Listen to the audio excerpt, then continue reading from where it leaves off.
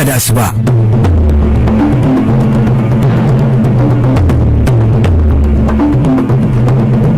a cikin labarin za a ji cewa wasu kungiyoyi a jihar Kano sun yi watsi da bada belin shugaban masu wurin jaya na majalisar wakilan Najeriya Alhassan Ado Doguwa.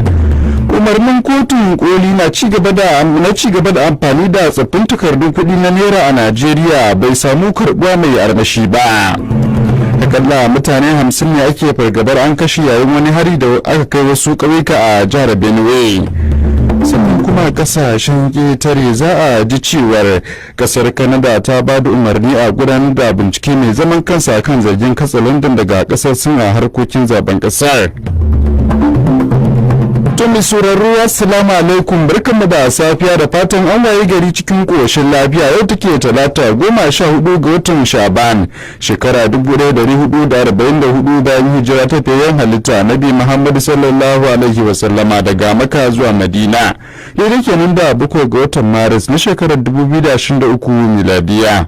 Yanzu kuwa sai cikakkun labaran na barka da asuba, sunana Nura Haruna Mudi tare da abokiyar aiki Binta Abdullahi Fulani. Ƙungiyoyin al'umma da masu zaman kansu a jihar Kano da wasu masu rajin kishin ƙasa sun ƙalubalanci ba da belin shugaban masu rinjaye na majalisar wakilai Alhassan Ado Doguwa da wata babbar kotun tarayya da ke zamanta a Kano ta yi. Shugaban ƙungiyar Ibrahim Wayya a lokacin da yake zantawa da manema labarai akan halin da ake ciki dangane da yadda aka gudanar da zaben shugaban ƙasa da 'yan majalisar dokoki ta ƙasa a jihar Kano, ya ce za ta ƙalubalanci al'amarin a gaban kotun ƙasa da ƙasa da kuma hukumar kare haƙƙin bil'adama ta duniya.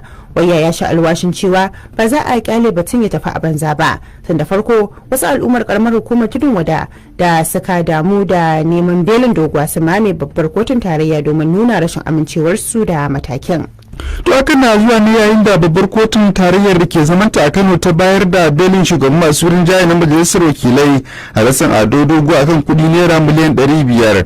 Mai shari'a Nasir Yunusa ne ya bayar da belin bisa sharadin cewar wanda ake zargin sai ya bayar da mutum guda biyu da za su tsaya masa. Daya daga cikin su zai kasance basarake mai daraja ta daya, yayin da ɗayan kuma zai kasance babban sakatare a ma'aikatar gwamnatin tarayya ko kuma a jiha.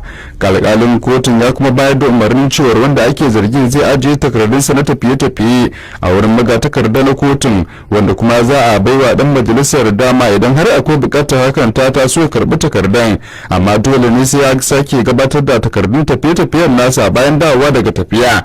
Haka kuma kotun ta bayyana cewa dan majalisar ba zai ziyarci mazabarsa ba a lokacin zaben gwamnoni da na yan majalisun dokokin jiha da ke tafe. Kotun koli ta tabbatar da Dauda Lawal a matsayin dan takarar gwamna na jam'iyyar PDP a jihar Zamfara. Tabbatar da hakan na zuwa ne kwanaki 4 gabanin gudanar da zaben gwamna a ranar 11 ga watan Maris da hukumar zaɓe mai zaman kanta ta ƙasa INEC ta shirya a jihar.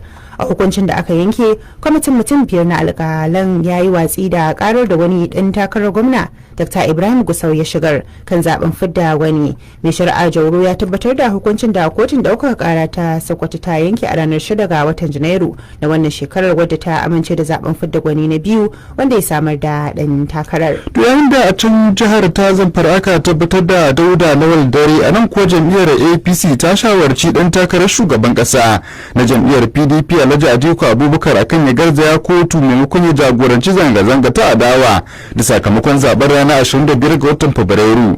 Kakakin kwamitin yaɗa labarai da kuma yakin neman zaɓe na shugaban ƙasa a jam'iyyar APC Bayo Onanuga shine ya bayar da wannan shawara a wata sanarwa da ya fitar yayin da yake mai da martani kan zanga-zangar da 'yan jam'iyyar PDP suka shirya a can birnin tarayya Abuja ranar Litinin bisa jagorancin Atiku Abubakar. Onanuga ya kuma shawarci Abubakar da ya tabbatar da ya mutunta shekarunsa da kuma ofishin mataimakin shugaban ƙasa na Najeriya da ya taɓa riƙewa a baya. Ya kuma kara da cewar hanya ɗaya tilo da Atiku zai isar da kokensa bayan da alƙalan zaɓe suka ayyana sanata Bola Ahmed Tinubu a matsayin zababben shugaban ƙasa a Najeriya, ita ce kotun sauraron ƙararrakin zaɓe. Ƙungiyar raya al'adun kabilar Igbo ta Ohanaeze Ndigbo ta nisanta kanta da wani rahoto da kafafen yada labarai suka yada cewa Peter Obi ba shi da kaddarar zama shugaban Najeriya. Ana zargin babban daraktan zartarwa na da tsare-tsare na kungiyar Ohanaeze Ndigbo Tony Chimelu Obizoba shine ya sanya hannu kan rahoton. To sai dai mai magana da yawun kungiyar Alex Oboniya a wata sanarwa da ya fito ranar Litinin ya ce kungiyar ta gamsu da yadda Obi ya taka rawar gani da tasiri a zaben shugaban kasa na ranar 25 ga watan Fabrairu. Ƙungiyar ta bayyana damuwarta akan yadda kafafen sada zumunta ke yada labaran ƙarya. Ɗanin ko waɗansu bankuna sun fara bayar da tsaffin takardun kuɗi na naira 500 da naira 1000 ga abokan hulɗarsu, yayin da waɗansu bankuna kuma suka ƙi yin hakan. Wannan na nuni da cewar wani ɓangare na bin umarni na hukuncin kotun koli wadda ta yanke ranar 3 ga watan Maris na shekarar 2023 da muke ciki, wanda ya tsawaita halaccin ci gaba da amfani da tsaffin takardun kuɗi da aka sauya wa fasali zuwa 31 ga watan Disamba na shekarar 2023 da muke ciki. Bankuna ne da suke bada tsaffin takardun kuɗin wanda aka shaida ga abokan hulɗarsu a jiya Litinin sun haɗar da bankin GT da Access da kuma Sterling har ma da bankin Union. Sai dai a jihar Kano ba haka al'amarin yake ba, domin al'ummar jihar na kokawa kan karancin kuɗaɗe na naira tsaffi da sabbi bayan da kotun koli ta yanke hukuncin. Wakiliyarmu ta lura da dogayen layuka a harabar bankin Access da Eco a ranar Litinin, yayin da wasu daga cikin na'urorin na ATM ke ba da kuɗi. Ɗaya daga cikin manajojin bankunan da ya nemi a sa kai sunansa ya ce za su ci gaba da aiki da sabbin takardun kuɗi naira yayin da suke jiran umarni daga babban bankin ƙasa CBN. Wasu daga cikin abokan hulɗar bankunan sun shaida a Arewa rediyo cewa babu wani abun murna game da hukuncin da kotun koli ta yanke, domin hukuncin ya gaza magance matsalolin da suke fuskanta. Karfe 4:30 na asuba ina nan har yanzu ban samu komai ba. Ina da yara ƴaƴana a yanzu wanda nake da shi mai rai 36 ba da kowa gidan haka nake don dan haka na yo sammako ko nan don su samu abin da za a je a yi musu abinci. Da gari muke ne da kama saboda bayan da ko kudin mota ba wani yaro ne ya siya min wannan fiye wata. Na sha ɗaya ɗazu yanzu wani ya siya min wani na kasa shanyewa sai a hankali nake sha saboda ciki babu abinci ba zan iya ci ba. To amma ba duk wannan ne yake damuna ba, yara ƙanana da nake da su da jikanu suna nan a gida yanzu ban san yadda kakarsu za ta yi ba.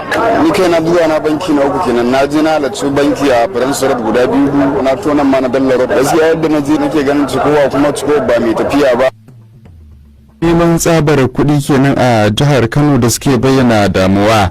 Nan kuwa mutane akalla guda 10 ne aka tabbatar da mutuwarsu yayin wani hatsarin mota wanda ya ritsa da su a hanyar Kaduna zuwa Kaciya yayin da suke komawa daga ɗaurin aure daga jihar Kano. Kwamandan shiya na hukumar kiyaye afkuwar hadara a jihar Kano Zubairu Mato ya tabbatar da faruwar al'amarin, inda ya alakanta hatsarin da gudun wuce sa'a, wanda hakan ya sanya mukum kan motar ya kwacewa direban. A cewar sa dai motar ta yi lodi fiye da kima a lokacin da hatsarin ya faru. Ya kuma bayyana ta daga cikin waɗanda hatsarin ya ritsa da su akwai manyan mutane guda 8 dukkaninsu maza kuma yan uwan juna, kuma daga cikin su akwai mazajen aure, yayin da aka samu ƙananan yara guda 2 a cikin waɗanda hatsarin ya shafa. A wani labarin kuwa kimanin mutane 50 ne ake fargabar an kashe a wani hari na kwanaki 4 da aka kai hari wasu garuruwa a karamar hukumar Kwande da ke jihar Benue. Garuruwan da al'amarin ya shafa sun hada da Adam da Iyarinwa da Abande da Itulov da Waye Bagudo da Agura Ayaga da Azage a yankin mazabar Curin da ke karamar hukumar Kwande. Tsohon shugaban karamar hukumar Tesui Yake Brown ya shaida manema labarai a ranar Litinin cewa an kashe mutane sama da 50 a harin, ko da yake jami'ar hulɗar jama'a ta rundunar 'yan sandan jihar Catherine Anene ta da aka tuntube ta musanta adadin waɗanda suka mutu, tana mai cewa har yanzu bata samu cikakken bayani kan al'amarin ba, amma adadin waɗanda suka mutu bai kai 50 ba. To agogo na cewa karfe 6:09 a talatar mafara da ke jihar Zamfara a tarayyar Najeriya, yayin da agogon ke cewa karfe 5:10 a birnin Kumasi na kasar Ghana. Ana kuma shan labaran na barka da asuba daga mita 93.1 Arewa Radio a zangon FM.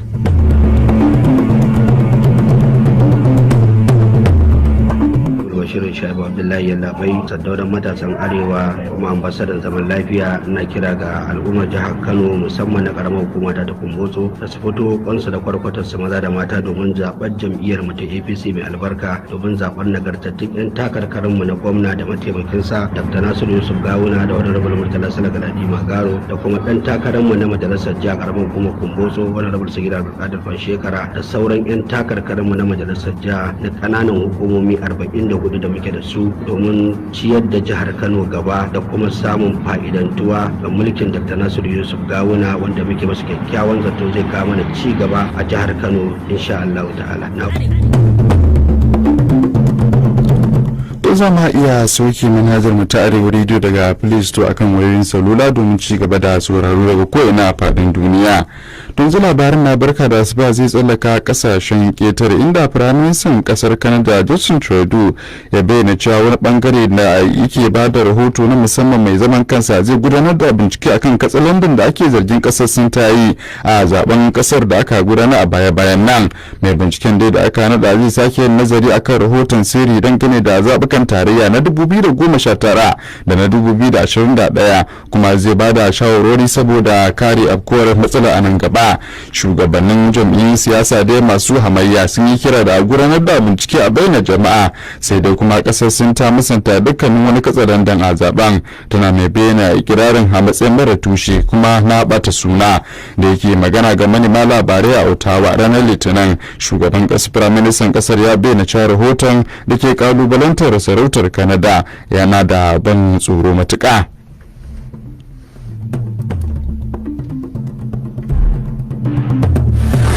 Yanzu kuma sai bayanin harkokin kasuwanci.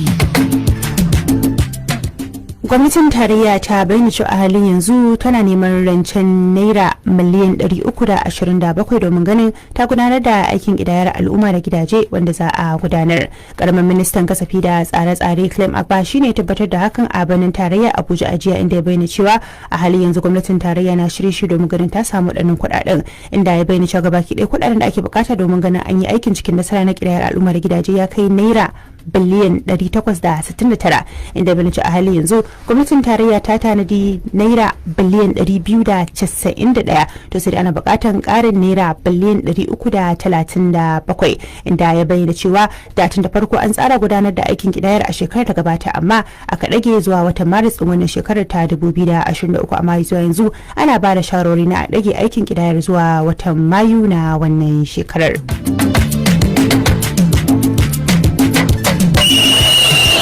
Saurari labarin wasanni.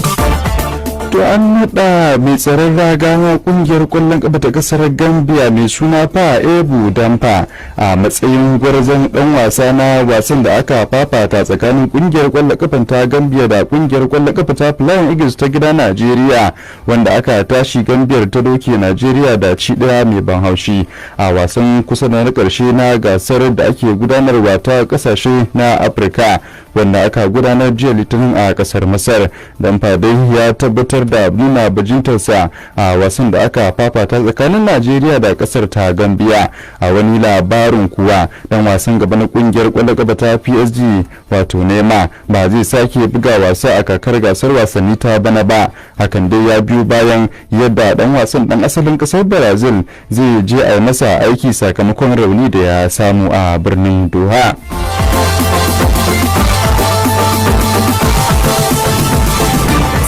Hasashen masana yanayi.